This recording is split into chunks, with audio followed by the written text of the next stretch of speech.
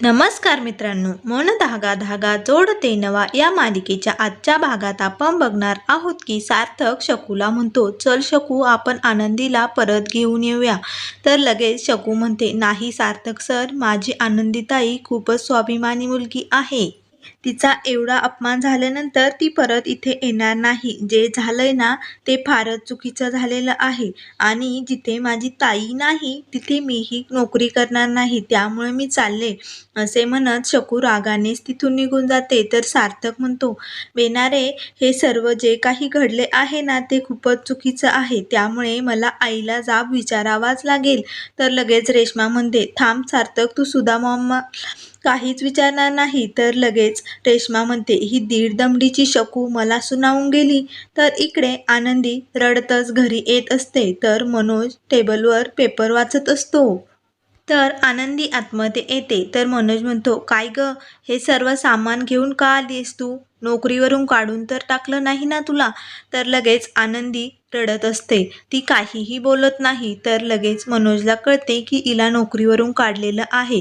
तर मनोज खूप वैतागतो आणि हातातील पेपर जोरात खाली फेकतो आणि सर्वांना आवाज देत असतो, अण्णा, आई, लीना, सर्वजण बाहेर या.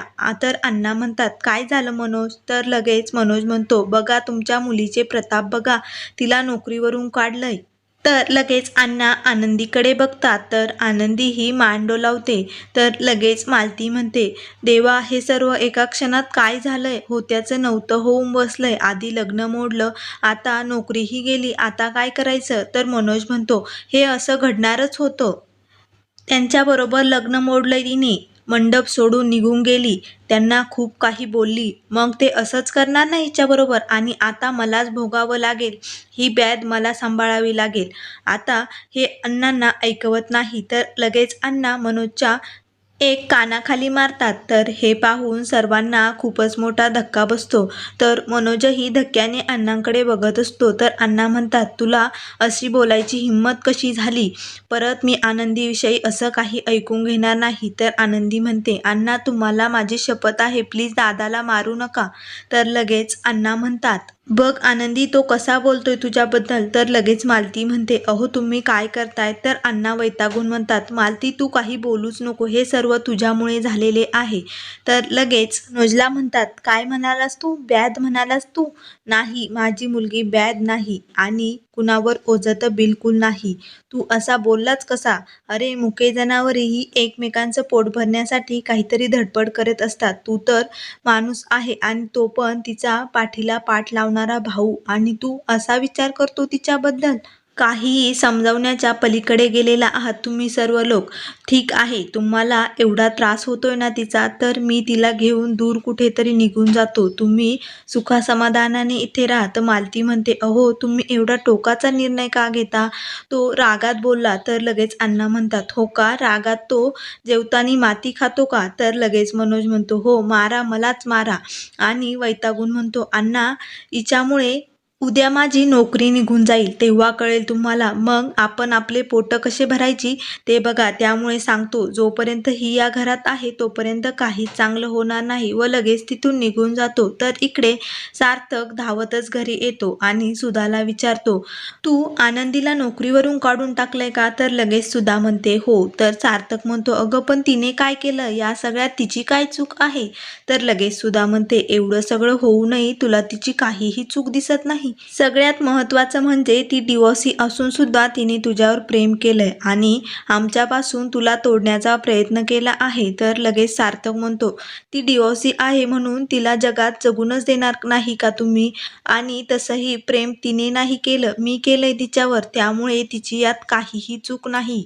तर सुधामध्ये व सार्थकमध्ये असे वाद पाहून वृंदा तर खूपच खुश झालेली असते. तर सुधा म्हणते, अरे, ती धूर्त मुलगी तुला फसवते, त्यामुळे मी आता चांगली मुलगी बघून तुझं लग्न लावणार आहे. तर सार्थक म्हणतो, अगं आई, तिला नोकरीची किती गरज होती हे तू समजून घ्यायला हवं होतं. तर सुधा म्हणते, मला ती मुलगी नकोय ऑफिसमध्ये. तर लगेच आकांक्षा म्हणते, अगं आई, दादाला काय म्हणायचंय ते समजून तरी घे. तर लगेच सुधा म्हणते, आकांक्षा तू गप्प बैस, माझा अंतिम निर्णय झालेला आहे. ती मुलगी मला घरातही नको आणि ऑफिसमध्येही नको. तर लगेच सार्थक म्हणतो, आली का ती मुलगी घरात? अगं घरात नाही येणार ती, परंतु ऑफिसमधले तर निर्णय मला घेऊ दे. तर लगेच सुधा म्हणते, सार्थक तुला माहीत आहे का 70% अधिकार माझे आहेत. तर लगेच सार्थक हसतच म्हणतो, वा आई, 70% नाही 100% अधिकार तुझेच आहेत. परंतु ती मुलगी. तर लगेच सुधा म्हणते, बाद झाले. मला तू जर असे आनंदी आनंदी करणार असेल तर माझा आणि तुझा काहीही संबंध राहणार नाही. तर हे बघून वृंदा तर खूपच खुश होते आणि म्हणते, आता मायलेकातलं भांडण थांबणार नाही. आता तर खूपच टोकाला भांडण जाणार आहे. तर लगेच सुधा म्हणते, तुला माझ्याशी बोलायचं असेल तर ती मुलगी मला ऑफिसमध्ये नकोय, व लगेच तिथून आतमध्ये निघून जाते. तर हे बघून वृंदा तर खूपच खुश झालेली असते. तर इकडे आनंदी रडत असते. तर लीना येते व म्हणते, आनंदी प्लीज मनोजला माफ कर. त्याच्या वतीने मी माफी मागते. त्याचं काही मनाला लावून घेऊ नको. तर लगेच आनंदी म्हणते, अगं वहिनी, दादा जे काही बोलतोय ते बरोबर आहे. मी जाऊ का हे घर सोडून? तर लगेच लीना म्हणते, नाही, असं तू काहीही करणार नाही. मी बोलते त्याच्याशी. तर हे सर्व अण्णा बघतात व लगेच सार्थकला फोन करतात. तर सार्थक म्हणतो, अण्णा, मी आनंदीला भेटायला येणारच होतो. माझं त्यांच्यावर खूप प्रेम आहे. तर लगेच अण्णा म्हणतात, मी तुम्हाला याच्यासाठी फोन केला आहे की आनंदी खूप टेन्शनमध्ये आहे. एक मित्र म्हणून तुम्ही प्लीज तिला भेटायला येता का? एक बाप म्हणून मी रिक्वेस्ट करतो तुम्हाला. तर लगेच सार्थक म्हणतो, अण्णा, तुम्ही रिक्वेस्ट करण्याची काहीही गरज नाही. मी लगेच येतो. तर इकडे आनंदी हॉलमध्ये बसलेली असते व तिला लग्न झाल्यानंतर मनोज तिच्याबरोबर कसा वागतो हे सर्व आठवत असते.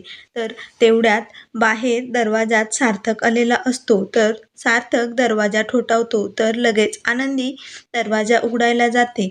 दरवाजा उघडून बघते तर तिला सार्थक समोर दिसतो. तर ते दोघेही एकमेकांकडे बघत असतात. तर लगेच आनंदी म्हणते, सार्थक सर, तुम्ही इथे कशाला आले आहात? तर सार्थक म्हणतो, मिस आनंदी, मला तुमच्याशी बोलायचं आहे. तर आनंदी म्हणते, नाही, मला तुमच्याशी काहीही बोलायचं नाही, व लगेच दरवाजा बंद करते.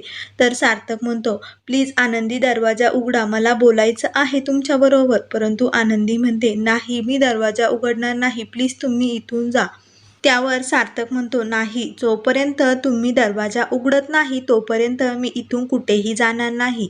आणि एक चांगला मित्र म्हणून मी तुमची किती काळजी करतो हे तुम्ही समजू शकता.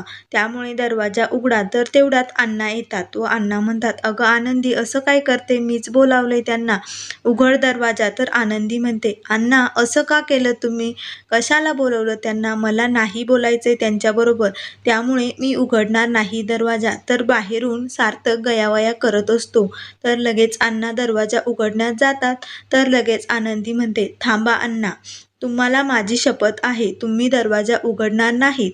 तर लगेच आनंदी असे म्हणते व तिथून आतमध्ये निघून जाते.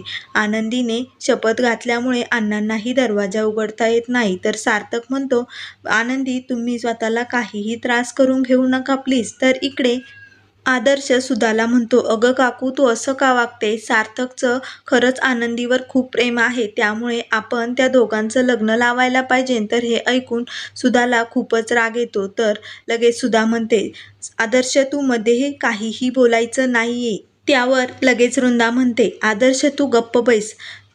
सार्थक तिचा मुलगा आहे, त्यामुळे काही निर्णय तिला घेऊ दे. त्यावर आदर्श म्हणतो, अगं काकू, पण ऐक ना.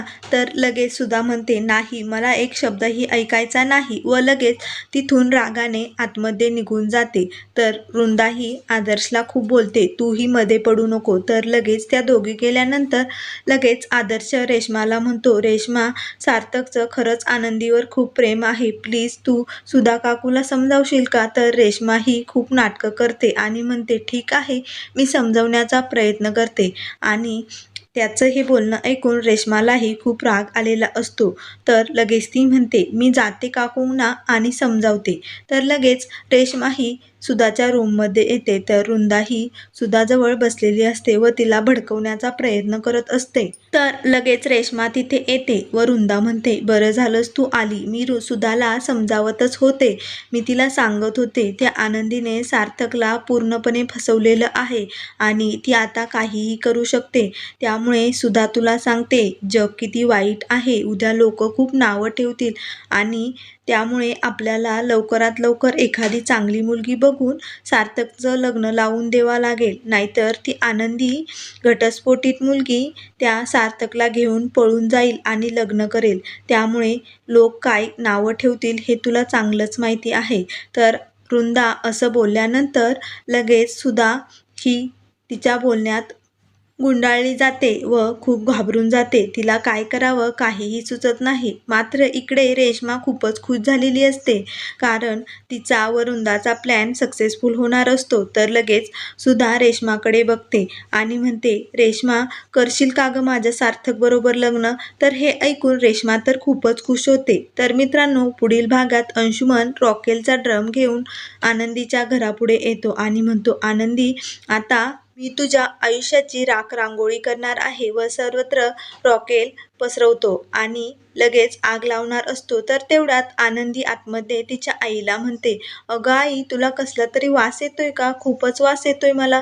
तर लगेच सर्वजण बाहेर येतात. मात्र आनंदी ही घरातच असते. तेवढ्यात अंशुमन आग लावतो तर सर्वजण खूप आरडाओरडा करतात. तर लगेच सार्थक अंशुमनला पकडतो व खूप मारतो. आता सार्थक त्या आगीतून आनंदीला कसं वाचवणार हे आपल्याला लवकरच बघायला मिळेल. तर मित्रांनो, अशाच मालिकेच्या अपडेट पाहण्यासाठी चॅनलला लाईक करा.